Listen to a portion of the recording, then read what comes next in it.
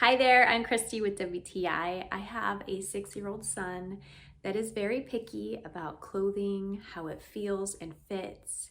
However, we found these briefs from Mallary by Matthew, and he's very happy with how they feel and how they fit. They are tagless, which is an absolute must for him. He cannot tolerate tags.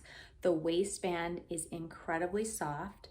We got the 8-pack. I love all of these colors. They're fun and vibrant, but I also wanted underwear where I could differentiate each day of the week, not just having solid colors, because if you have boys, you know they can be gross and they may not always want to change their underwear. But with these vibrant colors, I can easily tell whether or not he's changed his undies.